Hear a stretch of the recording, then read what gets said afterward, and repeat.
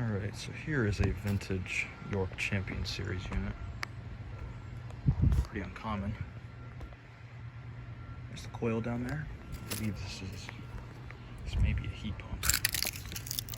And it's unfortunately not a heat pump. It is a straight cool from August of 1981. Built in Madisonville, Kentucky. 3-phase, 4-ton.